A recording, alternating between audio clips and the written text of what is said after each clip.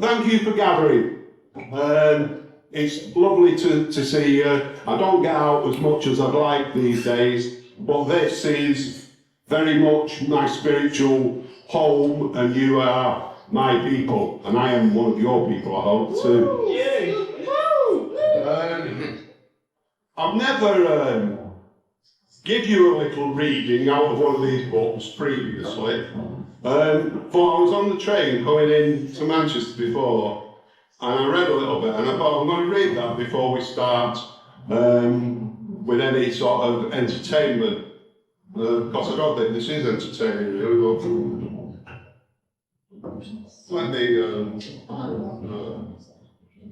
right, so this is just to set the scene. This is 1990, and where I was in my head, and why the music that is written about in this book was so important to me. So I'll read you this opening passage.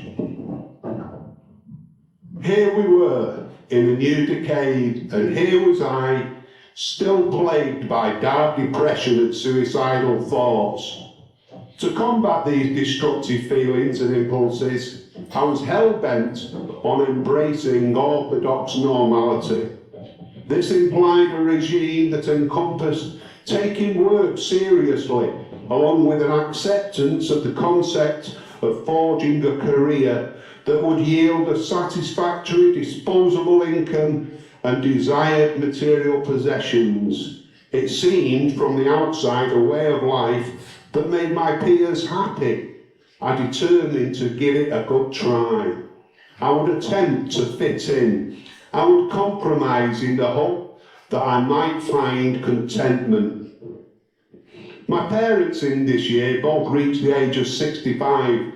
I loved them dearly and wanted to be more supportive and less of a worry to them.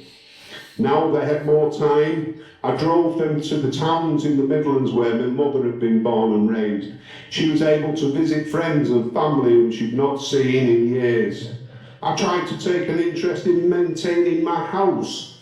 I had quite extensive improvements made and dutifully redecorated the place.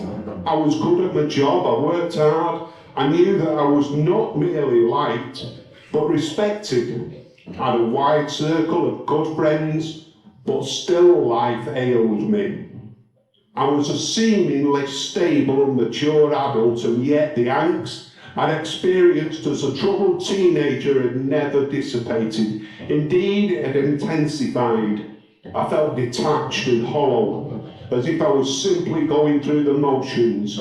I'd all but abandoned any dalliances with drugs, but my drinking was ferocious.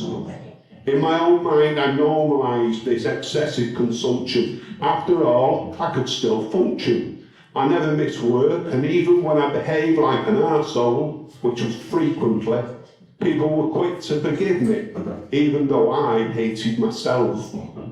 Football was one avenue of escape.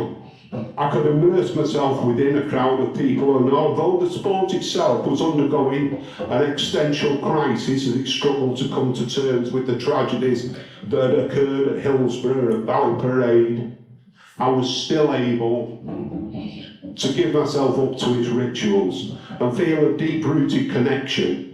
I watched Manchester United play both home and away as always. Even though I was engaged in shop work, the agreement with my employer was that weekends were my own. It was a strange season and began with a man called Michael Knighton agreeing in principle to buy the club from the clueless Martin Edwards for the paltry sum of £20 million. Unfortunately for Knighton, he hadn't got and couldn't raise the cash. He and the club were a laughing stock. On the field, the team were astonishingly abysmal, and a collective air of despondency hung over everyone connected. Somehow, in the FA Cup, a stumbling run was concocted, and it resulted in a trip to Wembley Stadium.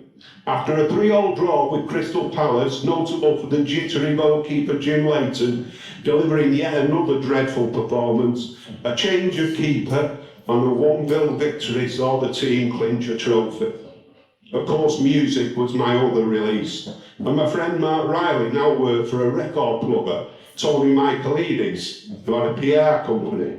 They worked on behalf of Factory Records, 4AD, and other record labels of fine repute.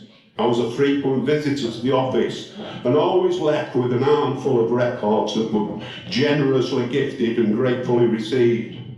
Each weekend would find me watching bands at the Boardwalk, which was the club I loved most, or Roger Eagle's promotions at the International One, which had previously operated as a nightclub called Ocean's 11 and retained much of that club's former decor and comfortable fittings. I liked much less the sister club, the International 2, which had once been the Carousel on Plymouth Grove, a place where I'd been and seen Gil Scott-Heron perform and attended numerous Northern Soul all-nighters.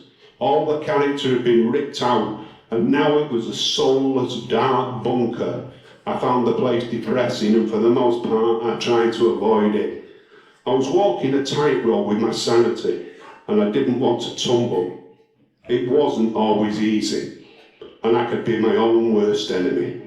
But I was at least seriously trying to sort myself out. So that's where I was in 1990.